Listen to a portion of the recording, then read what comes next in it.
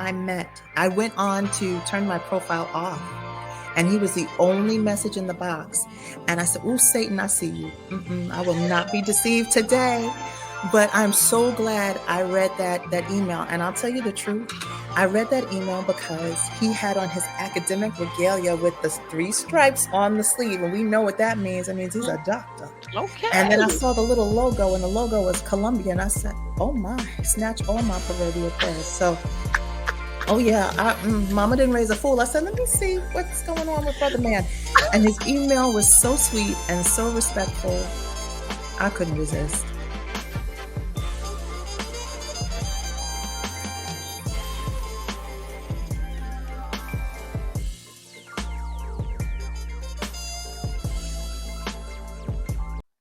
And we are live. Welcome, everybody, to Here Comes the Bride.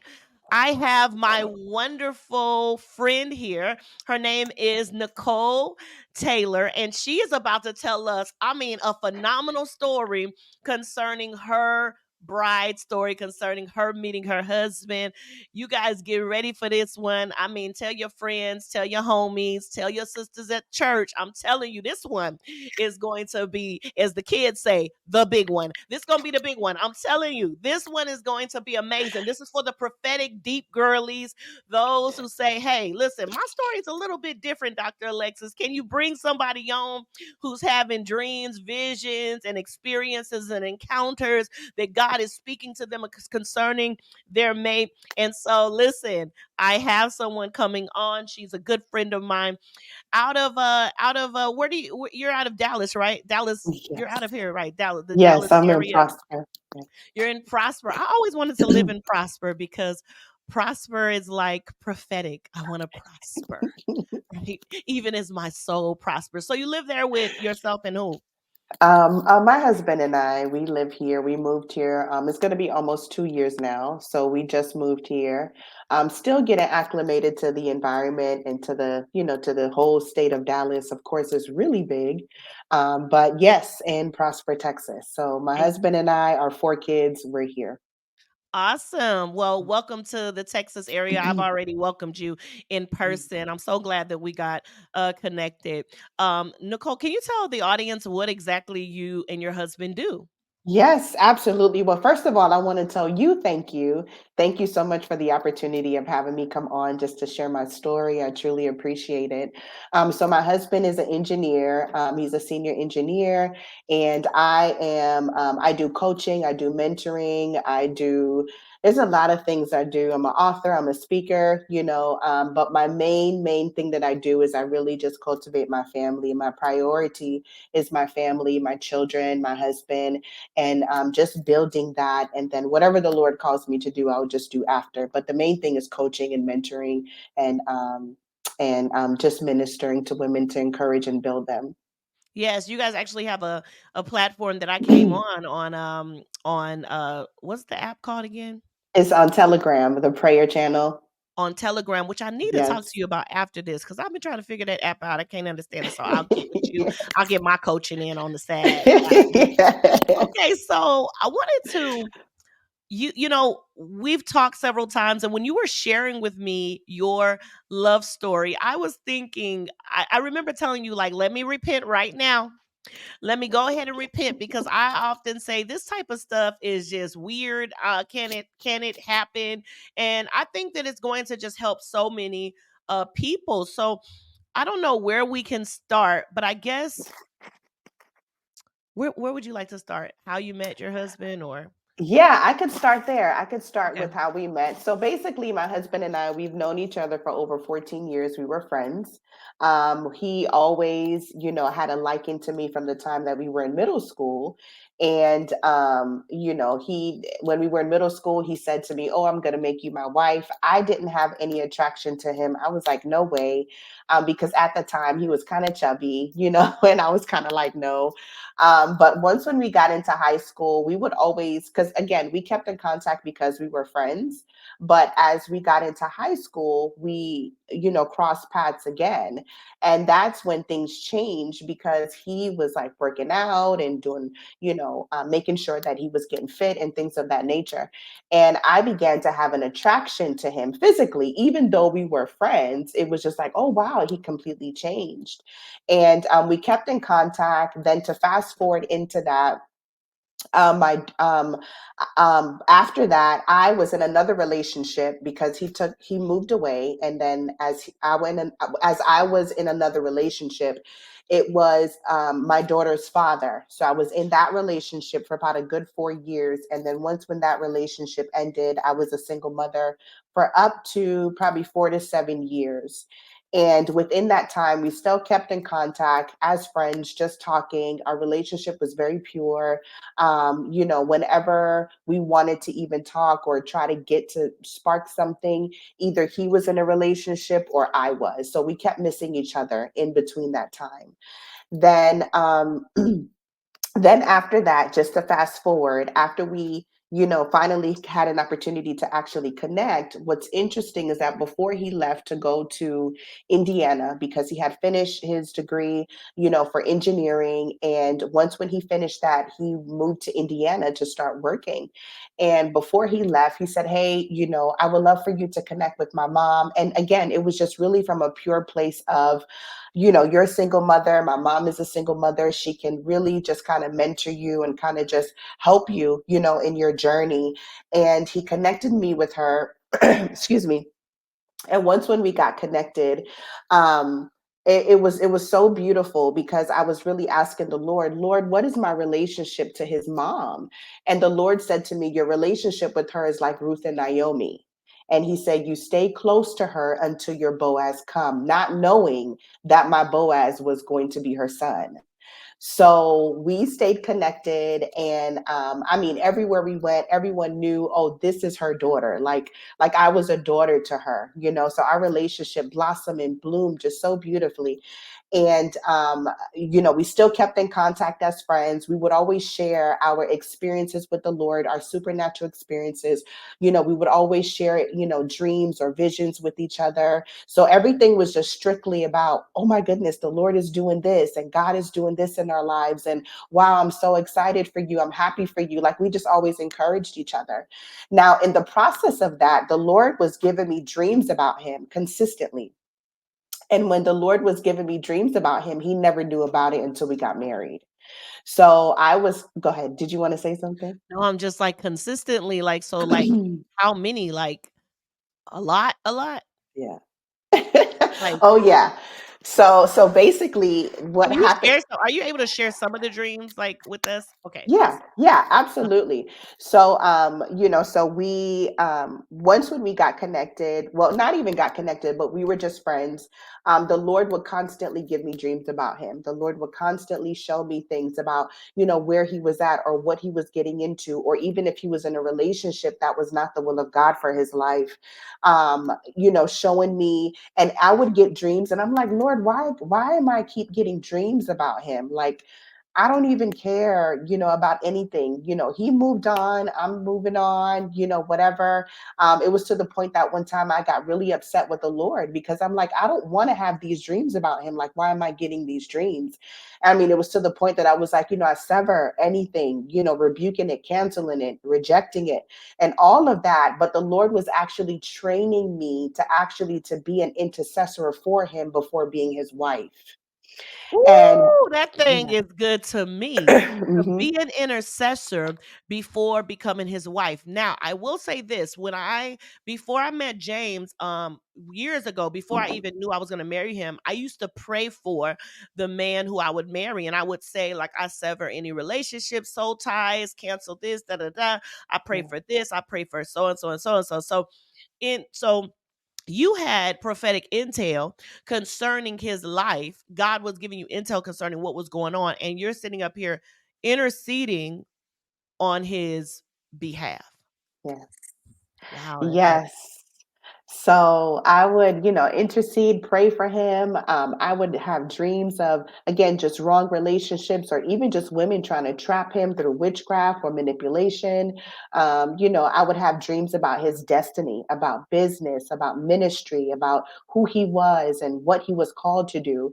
So I would just pray in that direction. I would pray about what God has called him to do. I would pray about, just the Lord rescuing him out of situations. I never prayed, Lord, he's my husband. I never prayed, Lord, bring him to me. I never prayed any of that. As a matter of fact, he didn't even know any of it at all.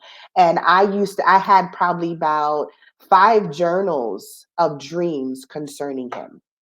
So once Wow. when we yeah, so once when we got married, I was able to give all the journals to him, and he would read each and every one of them and watch the timeline of the journal. So the date that I put on the journal, he would remember, "Oh my goodness, I was going through that on that same day." And I got out of it not knowing that I was interceding for him at the time that he got out of that situation because of the dream. That So is amazing. So God gave you this intel for your future husband that you did not know was your future husband. Now, were you liking him at this time when you was having these dreams? Okay, so you were liking Yeah, him. yeah, yeah. I Okay. was definitely attracted to him. The only reason why I was attracted to him is because I knew that he was a man of integrity and he was respectable. Because when we were friends, he did put a boundary on our friendship. If he was in a relationship with someone, he knew how to put a boundary on our friendship. And he would say, "Hey, Nick, I'm in a relationship. I can't really talk, this often, or, whatever." I'm like, "Oh, okay, no problem, whatever." So when I saw that, I always said to myself, he's a man that I will be able to trust, because if he could put a boundary in a friendship with me, while he's in a relationship, it goes to tell me that he's a man of integrity. So I was already seeing his character, recognizing that this is someone that is, that I can trust, and as we continue to build that, we began to blossom into, the courting, not courting, but once when he came to said, "Hey, I want to, start bringing the relationship to the next level," that's when I was like, "Oh my goodness," because again, I was seeing things through dreams, and it wasn't just dreams about, "Oh, we're going to get married." It was more dreams about his destiny, business, or him and I doing business together, or him and I doing ministry together. It was never about walking down the aisle. It wasn't anything like that. It was just more of purpose. So I knew, okay, this is my destiny partner. This is someone that I'm supposed to fulfill things with. This is someone I'm supposed to be in connection with, whether if it's marriage or not. Because in my mind, I was still thinking, Lord, I want to make sure that I don't over spiritualize this or even use spiritual language to try to manipulate the process of what you're doing. Because some people will use that and say, "Oh, God said I'm supposed to be your wife. God said, because I dreamt this, so you're supposed to be with me." And people even do that today. You have married people or even someone that is already married, but some woman will say, "Oh, that's supposed to be my husband," when really it's a lie from the pit of hell. That no, that is not. In some cases, some people may make the wrong decisions and get married outside of the will of God, because again, it's still your will. You still have to be willing to submit and agree with the will of God concerning your life. Um, Yeah, I wanted to interject here and just say this, that I have a group of, I mean, maybe 60,000 women. I mean, maybe, I don't know, 10,000 or 20,000 people will watch this broadcast depending. And so people, all around the world who see these prophetic stories, or who, let me think. I think some people are operating illegally when it comes to this prophetic love story stuff. And why I say that is because I've seen people who say, "I had a dream, and this dream means this," and they do not yet know how to interpret their dreams, or even to understand how the Lord speaks to them, or even to know if maybe God is using that person as not the person. In your situation, it was the person. It was also a man who also liked you back. You know what I'm saying? So let's put that out there. He liked you as well. Now, I'm not saying that God can't give somebody a dream that somebody does like them, doesn't like them, but it just has become borderline where women go on fast. They begin to like fast the person into their life, pray and make and try to say that they're theirs, and it just can get really, it can get witchy. And I Mhm. want to caution women to not believe every dream, but to test and to Mhm. try the spirit, to know, okay, this is not, I'm not being led astray by a dream, because a dream is not always the only marker.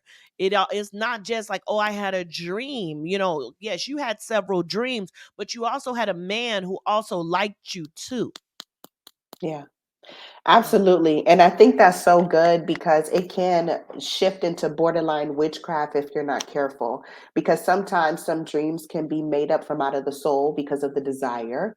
And that's why I had to really test these dreams. And that's why I told you, when I would get the dreams, I would get upset with the Lord, like, Lord, why I keep dreaming him? Like, what's going on? And it's just like, I just felt the heavy mandate to just pray for him, like what God is doing with him. Again, not anything concerning him and I.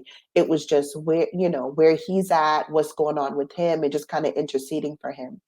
Um, so I went through that process. After going through that process, now when I finally got connected to his mom, he moved away to Indiana. He came back. When he came to visit, I was living in Miami, and when he came to visit, he, because again, he had his own standards or expectations. So his own vow, he had his own inner vow, which was he would never marry a woman that has a child. So he, in his mind was already blocked of, oh, Nick is just my friend. Nick is just my friend. That's it. Yeah. you wait know? a minute. Wait a minute. Yeah. Wait. Okay. Yeah. So what ended up happening with that vow? Because clearly you was a single mother. Absolutely. So what's interesting is that, he had that vow, and he said, and I'm sure he'll be able to share his side of the story, but he said that when he saw me, because I was with his mom and we would go out and do things. And he said when he saw me, is like he felt the Lord said to him, where are you ever going to find someone like that? Where are you ever going to find someone that is committed to me and that loves me, and that that you can build a life with? And he started to have an attraction to me, not saying that he wasn't attracted to me before, because again, remember, he always had a heart for me from when we were in middle school. But again, the boundary that he put up, or the interval that he put up, was that, okay, Nick has a child, so okay, it's really not an option. Like, it's not, like, we're not going to go there. um so when he began to pursue me in the relationship, I would always tell him, are you sure? Are you sure? Remember, I have a child, because I never really wanted to enter into a relationship, especially as a single mother, just thinking about myself. I was really thinking about, okay, Lord, can a man really love my daughter as its own? And if that is the case, I want to make sure that this person is really taking this seriously. It's not just about me and the person, but okay, I have a child involved. Are you ready to be an instant father? Are you ready to take on that role? And he was like, yeah. But what was interesting to me is that every time I would have like an unbelief about the relationship, he would always prove me wrong. And he would always be like, everything he did was actionable. Everything he did, it was like, okay, this is what we're doing. Okay, this is what. And he started to set standards and boundaries, and that gave me the security and the stability to even trust him and be like, okay, this is really real. So we stepped into that. We stepped into the so our I would say courting, engagement, and married. We It was really quick. It was like 3 to 6 months. It wasn't even. I don't even think we got to 6 months. So when he finally Mm. said, like, hey, Nick, I'm trying to holler, were you, not that he used those He words, said, I'm no, no. sure he was a little bit more, he was a little bit more, but he had a little bit more acumen than that, okay? Mhm. But or decorum. But when he came to you and said this, were you kind of like, oh my gosh, it's all happening at once? Did you go on this like 525,600 day fast beforehand? Like, what was your preparation thing before the moment that he said, yes, you're for me, twin? Where have you been? What happened? What happened? Like, what? So basically in that time, just things building, I was still kind of apprehensive because I was like, Lord, I don't want to, because I had already made a vow to the Lord. I told the Lord, as a single mother, I had just got a little place. I was working. And I said, Lord, I will not leave this place until you send my husband to literally come and move me from here. And I would always set my place up as a place of memorial, as prayer, as an altar of prayer to always engage with the Lord. And I told the Lord, that you're going to be my husband, you're going to be my provider, you're going to be, the father to my daughter while I'm a single mother. So because I took my relationship with the Lord so seriously, I was a little bit like, oh my goodness. Like, yes, I was excited, but at the same time, I'm like, Lord, are you sure? Lord, is this right? I was still inquiring and asking him every step of the way, even up to the wedding day. I was still like, Lord, are you sure? Is this it? And this was really it. The Lord was like, yes, this is it. You can enjoy. I did it up to the wedding day. I did it during my wedding. I mean, I just be like, "Are you sure?" I mean, I just always go before the Lord. Like, listen, I just want to be in your will, Father. So I understand. So you literally asked, like, as I was walking down the aisle, I was crying, and I was like, Lord, now I want to make sure that this is you. Okay. Cause I done did stuff in my own life, but I want to, everything seems right. That's the thing. Like, I've seen women who've had so many signs. I mean, the signs had signs, and the Bible actually says that a foolish generation looks to a sign. Jesus Hmm. said that. But like, I know that God can use wonders to let us know that he's in the midst of something.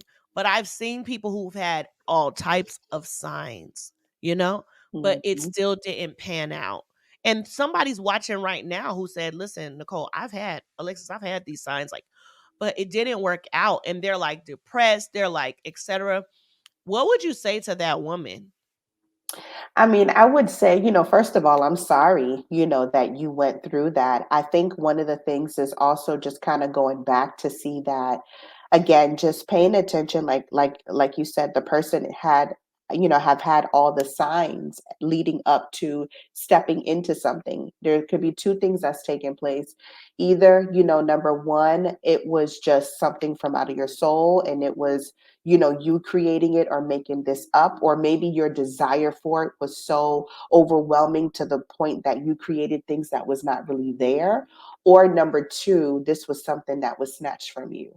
And the only reason why I would say would be those two things is because when you're talking about the Lord being involved, the Lord is the one, when he's really bringing something together, I truly believe that, again, it takes the will of the person. It's not just, okay, I'm doing it, and that you could force the person because your will is stronger to win the person over. It's like, no, that person have to be willing to say, this is what I want to step into. It could have went left for us too, because again, the Lord was giving me dreams. He didn't know about it, but the Lord spoke to him. He could have been like, nah, she's still a single mother, and I don't know if I want to go that way. His will could have been, no, let me go seek out something else, you know. So Um, it took two people's will, and God will never override that's right. another human's will. That is what I've tried to let people know, because I've been there in a situation where a man of God said, "Listen, I do not want this. I know about the prophecies, I know about all of that, but I don't want this." And the Lord led me to the verse where God tells Samuel to stop mourning over Saul, to get up and to go anoint the king, because Yeah. he knew that that guy would not accept the word of the Lord, although he Hmm. was with it. But then all of a sudden he wasn't with it no more, right? He's like, I just Hmm. don't want to. That man is still single now, right? It's been almost 10 years, 12 years, and he's still unmarried now. That's what he wanted to do. You know what I'm saying? And so God wasn't going to override his will, because he still loves him.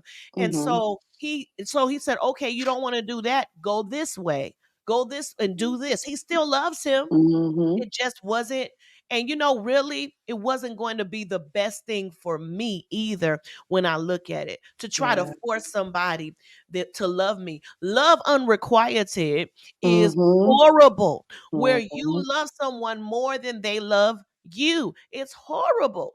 It's Mm-hmm. horrible. I truly believe that the man God has for the women who are listening is going to love them just That's like Christ right. loves the church. That's And right. Christ loves us more than we could ever love That's him. right.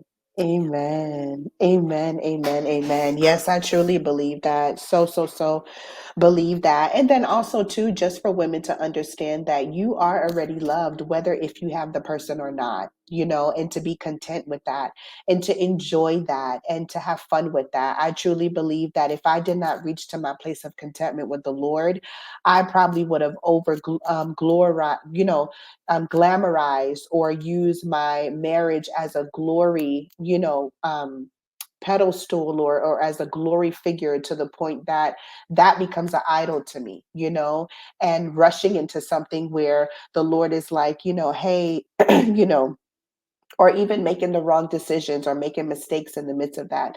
So I think it's important to understand the contentment that you can have in that, because godly contentment is great gain. And, when you have that contentment, even though you may have the desire for marriage, that is not wrong, but don't allow that zeal or that desire to cause you to move out of the wisdom of God, you know? Yeah, it's okay to want to be married because a lot of people be like, you idolize a man. Da, da, da. I wanted to a Mhm, husband. I would cry like, Lord, I want a husband.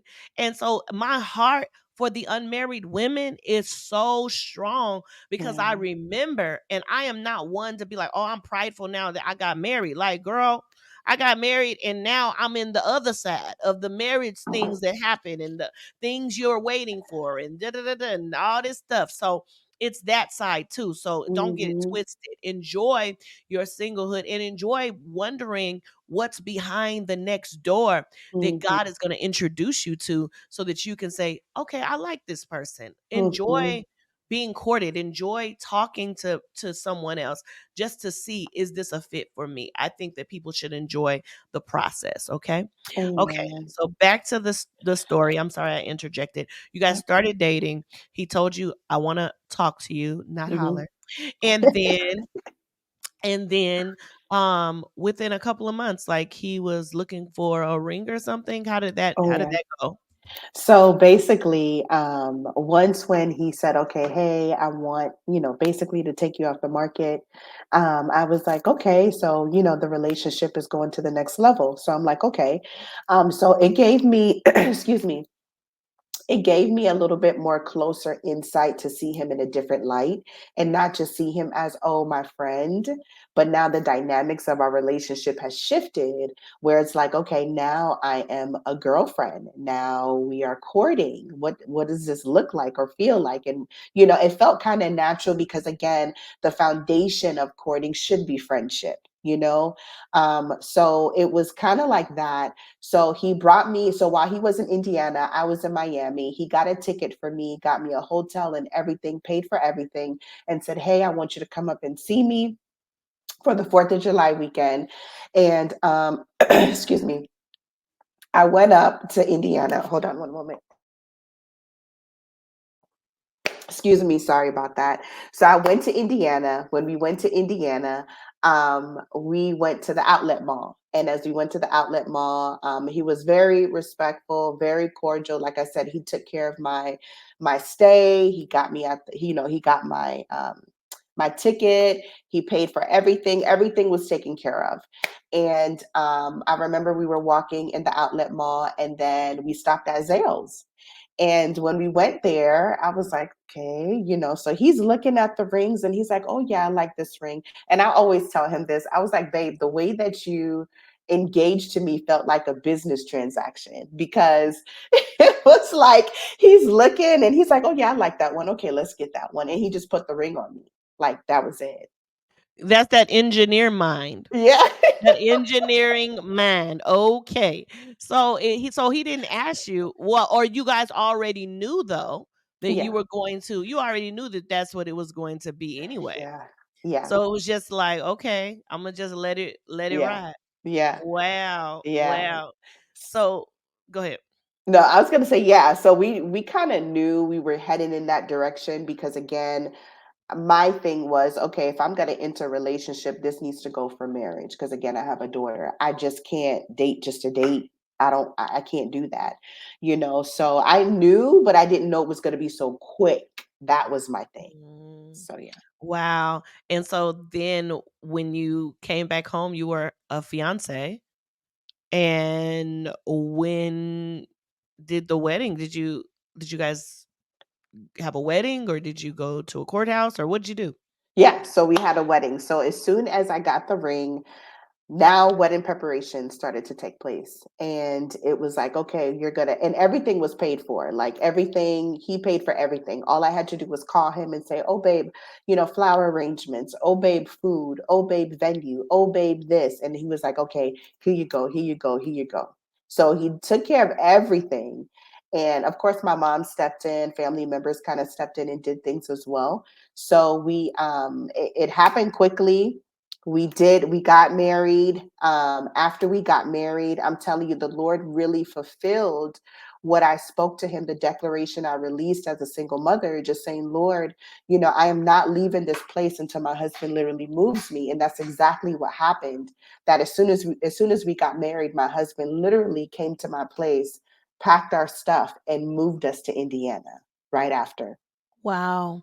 You are a woman of prayer. You are a woman of prophecy, a fasting woman, all of those things. I think that some of the ladies would want to know some of the things you had been praying. Like even those who are single moms, what you were doing during that time as far as over your child or just in general to help them during their wait time. Yeah, yeah, absolutely. So during the process, as being a single mother, one of the things I did was I was building my relationship with the Lord and I was having so much fun. It's like I really felt so fulfilled in that relationship with the Lord that even the desire of having marriage, it was good and it was okay, but I was kind of like, God, I'm just so good with you. It was just so good. Just the encounters, just talking with him, asking him stuff, and then him revealing it to me, like just having that intimacy of him loving on me. I mean, I would have dreams of, you know, I used to journal and write letters to the Lord, and I would have a dream of him responding back to me and him signing his name, Jesus, at the end.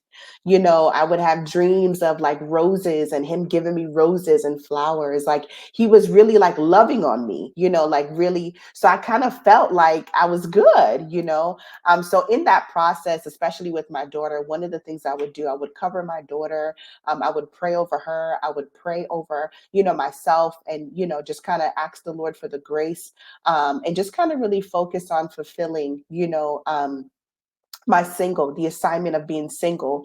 Because sometimes when women step into marriage so quickly, sometimes they end up grieving their single, or they don't really take the time to grieve their single season because they step into the marriage still feeling like, they still want to be single, because they have not really learned how to transition well from that single phase to now being a wife. And I had to learn that, okay, it's not just me and my daughter in the Lord anymore. And I had to be okay with the fact that, now that I'm getting ready to become a wife, that my relationship with God does not have to be on the back burner just because I'm a wife. And there was a silent fear of thinking that, oh man, am I gonna miss, that intimate time with the Lord? But really, when I stepped into covenant, my intimate time with the Lord amplified 10 times more than when I was single. I didn't have to toil and pray and war to get a word from the Lord anymore. It was like I could have a conversation with my husband and the word of the Lord will come through him. I can have a conversation with him. I will go to sleep and the Lord will respond just quickly. It was just more quickly than me having to be like, oh, let me just sit here and fast for hours, or oh, let me just, and again, not saying that those things aren't important. They are. But I was able to gain more access to him quickly once when I stepped into the will of God for the next phase of my life. I love that. When you handed him those books, were you just like, did you hand it like right off, or like when did you hand it to him?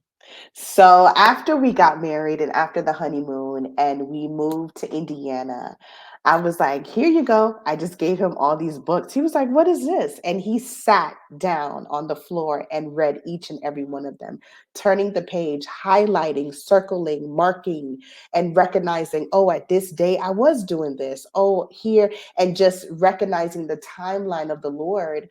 And I mean, from that point on, he has actually been more diligent in stewarding my dreams more than me. So if I have a dream, I would tell him and talk about it, but he would jot it down and he would take it as his own. So for him, it's like, I don't need a prophet to come to me. My wife would tell me, what's going on or what's taking place. I'm not saying that we don't honor prophets, but for him, it's like, my wife will probably tell me before, anyone else, just because of that connection. My husband is also a dreamer as well. We would dream, um we would have parallel dreams, or we'll dream another part of a dream that I have and we'll put it together. So we learn how to see from, for each other in that time. I love something you said. You said that he stewards your dreams.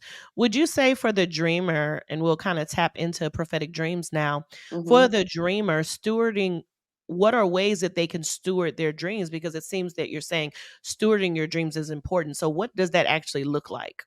Yeah, so that looks like jotting down your dreams. It looks like recording it, whether if you have to speak, and do that, whether putting a note, recording it that way, paying attention to what was given to you, paying attention what took place that week before you had that dream, also paying attention of what you entertained that same week, what you watched, who you were talking to. Is this dream about that person, or is it just symbolic, to something else that may be going on? um is it literal, and just really sitting down and kind of finding out what God is saying, and then also finding scripture to kind of pinpoint what is being communicated, because we know dreams are just images, pictures, visions. These are pictures that God is trying to unveil and communicate to us in picture form, that we have to decode to kind of say, okay, what are you saying to me? Because some of this stuff don't even make sense, but sometimes, as you continue the journey and process through with him, he will begin to unveil it to you as you ask him for the interpretation. And it may come through various different avenues, through people or through reading or even watching a movie. I've had times where I would watch just a regular movie and the Lord will begin to speak to me or give me confirmation of my dream, where I'm like, oh man, this thing is really real. It's in a movie, so yeah, I would say that. Yeah, the Lord used movies actually to tell me that I was going to get married. I was in I was in watching the movie Just Right, and I just felt in my spirit that watching it was a prophetic action that I would get married. I went and watched that movie. I mean, maybe 100 times. I mean, I've watched it so many times. Not so much now that I'm married, but during the time that I was unmarried, I watched that because I just was like, I feel like God is confirming, and so I think that signs are important. It's just that we Hmm. don't chase after signs, Right. because the movies were important. I remember our family wedding was something that was important at that time. I could hear a song and I just felt like it would be a love song, and I would feel like the Lord was speaking to me through that love song. Were there any instances like that outside of dreams for you? Oh, yes, absolutely. The movie piece is really good, because I remember watching Brown Sugar. And when I watched that movie, it's so funny because they were friends. And he got married, and then that wasn't the woman for him. He broke off the marriage, and then he married the girl.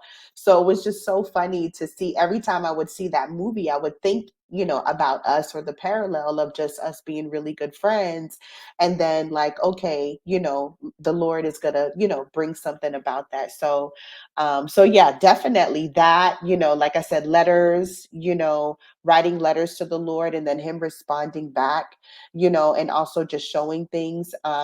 Even just people coming up, saying that, hey, this is about to happen, or this is going to happen, you know.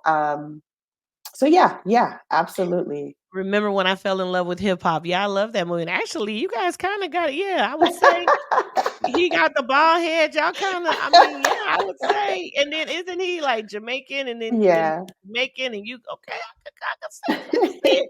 So the Lord used this secular movie to speak to you about, your private situation that was to Yeah. come. I love that. And so, ladies, Yeah. that's something that you should think about. Like maybe there's a movie that you just feel a weight on. And when I say a weight, Yeah. I just feel in the pit of my stomach like it's something that the Lord is speaking through this, and it is to come. I don't understand it now, but it is to come. And I want to ask you this as well. While you guys were friends, and he may have been talking to other women or whatever, and it wasn't like he was out there, but he was like respectful, like, hey, you guys were friends. So he Yeah. wasn't trying to, how did you keep yourself from being just like possessive or calling him like crazy, or because you just was like when he was like, hey, I can't really talk to you, you're like, okay, cool. Mhm. Yeah, I really, really took it as okay, because I respected him as a friend, it was easy for me to be like, okay, that's what he's doing. And what's so interesting is that even when he was pursuing me, to say, hey, I'm ready to take the relationship to the next level, I was still kind of like, I don't know if he's really that deep in the things of God. I don't know if he's really, I don't know, because again, I saw the pattern of his relationships, not knowing that he was just on a journey of trying to find the right person. I just thought, okay, you playing the field, you not taking this seriously. So I didn't really know the depth of his relationship with the Lord until we got, when we were courting and then to get married. And then I realized, oh my goodness, okay, he's really serious about the things of God. He was just really trying to find something out. So yeah, it was just easy. It was easy for me to just be like, you know what? Okay, yeah, no problem. We'll catch up later. And I kind of just left it there. So you weren't over there praying at your house, like break off the relationship No. with the. Okay, because Mm-mm. that's when you say that you can get into witchcraft, right? Yep. This whole because some women might say, well, the Lord told me he was mine, and the girl he's with now is putting witchcraft on him. So people use witchcraft as a buzzword now, just I FYI. But know. okay. But so they may, and I'm not saying it's not real, but I'm just saying some people do use it as a buzzword. So, um, okay, what I was gonna say is, so they might say, well, I can pray and break the relationship off. What are your thoughts about that? I mean, for me, I trust God so much that if it's really for me, I don't have to do anything extra to try to get it or obtain it. You know what I'm saying? I do understand the concept of warring for the promise. Again, Paul told Timothy, war, for the prophetic words that have been spoken over you, engage in war. But I don't necessarily feel like it needs to be something where you are trying to intercept. A relationship that you think is yours when the other person is not even aware of that. Because I feel like that could be borderline witchcraft. Because if he's not aware and he's not on the same page with you, then I believe you're opening up yourself to unnecessary warfare. Because what if, okay, you break it off, but he still go with someone else? Is like, again, your will. Or even if he is aware and just doesn't want to be together, remember that is his Right. will. And I think that women of God have to really stop looking. We have to just not look desperate or crazy. You know what I'm saying? Hmm. Like you don't want to look like you're not in your right mind. Like you don't want to, Hmm. and believe me, I had times that I was just like, I'm just gonna text him. I'm just gonna text him, da da da, let him know, da da da, and I'm just want to let him know. And you text a long text or whatever, and like, why aren't you responding? And being possessive. And I really, Nicole, I did that in the world, right? I did that with in the world, like the crazy stuff with somebody that I was with in the world for 5 years, for 5 years or something like. Hmm. So I did the crazy stuff because that's what it was like. The toxic was it was just what I knew, but it's not healthy to be like that in the kingdom, That's right? We right. don't have to be like that. I am not like that with James. Hmm. And so I think that that possessiveness is a covetousness actually in idolatry. And we have to really watch our behaviors that we did when we were once in the world. And Hmm. now that we are kingdom citizens, we have to watch it, because Yeah. those type of things can make people say you're crazy. And even beyond that, it is crazy. It was Mhm. crazy for me to do some of that stuff. I remember one time I got so mad, and this was in when I wasn't walking with the Lord, but I got mad at this guy that I had been with for like 5 years. I cut up all of our pictures, cut him up, wrote the B word on him, whatever, put him I put the pictures in front of his mother's house inside inside of the door so she could open them up.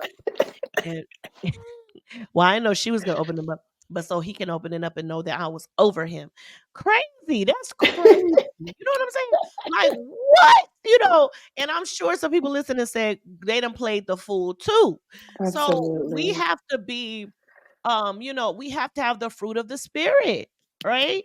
Long Mhm. suffering, those type of things. We cannot be just out here. What do you think about that? Yeah, excuse me. Yeah, absolutely. We definitely have to have the fruits of the spirit.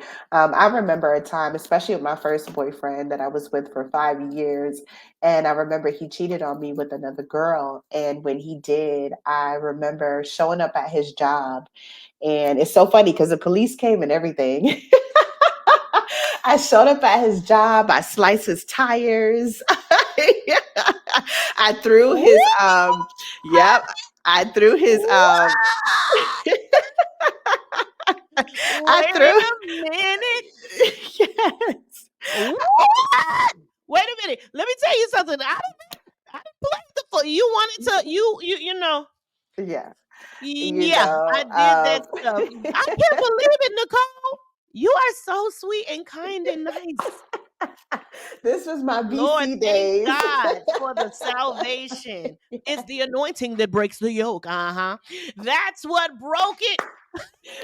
He probably thought. I remember one time I told the man, I said, I'm coming, I'm about to come. That cheating stuff. It was that cheating stuff. I said, Yep. okay, I'm about to come over there right now. I got bleach, I got knives, I got all types of stuff, about to slice up his car and all that. I Mhm. don't know. It's like all that bust your window out your car. It just sounded good to me at the time. And Yeah, this was like yeah. right before that. But you know what? I can't believe you did that. I You sure just seem more did. peaceful. You from No. Florida? Yes. Girl, that was that Florida stuff up in Yeah, there. that's But the Bible says the fruit of the Spirit is love, joy, peace that surpasses all understanding. yes. Patience, kindness, goodness,